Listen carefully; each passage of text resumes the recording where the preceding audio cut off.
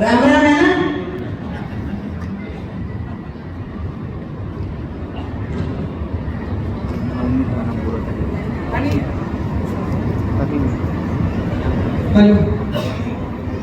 आणि सगळे उमेदवार संतोष दादा आमचे जिल्हा अध्यक्ष भारतीय जनता पार्टीचे, नंदकिशोरजी राऊत तालुका अध्यक्ष, आरतीताई आमची, रुपालीताई, गोपाल भाऊ, संगीत दादा राठोड आणि ज्यांच्याकरिता आम्ही इथे प्रचाराला आलो आहे असे हर्षजी साबळे.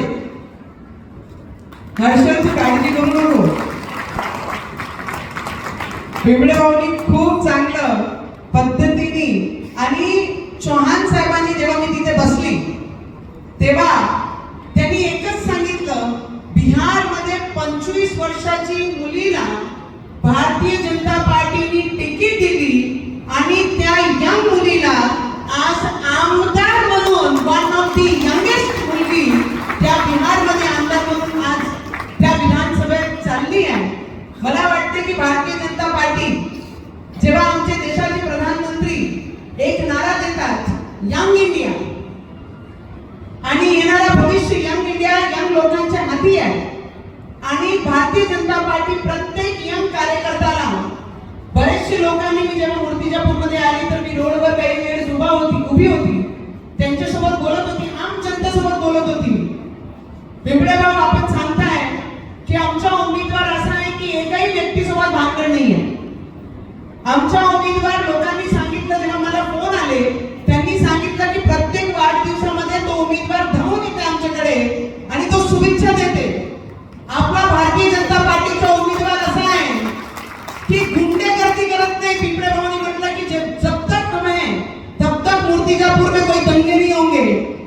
आणि जर नगर अध्यक्ष एक युवा व्यक्ती आला, युवा पद्धतीने जर त्यांनी विचार केला तर मूर्तिजापूरमध्ये जेही विकास अजून राहिलेला आहे. बिबडे भाऊ, तुम्ही सांगितलं की आमच्या देवाभाऊनी मूर्तिजापूरला सगळं काही दिलेलं आहे, आणि जर तुम्ही युवा कार्यकर्त्याला जर पदावर बसवला तर मूर्तिजापूरला मागे पाण्याची काम पडणार नाही.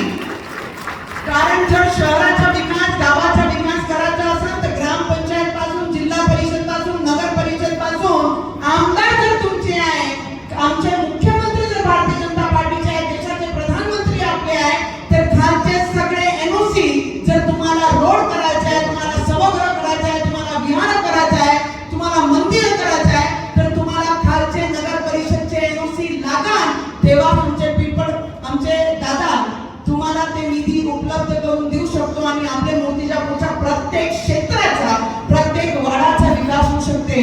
त्याच्याशिवाय शक्य नाही. एक आता विरोधक जर येऊन बसले, पहिलवान आहे ना कोणी,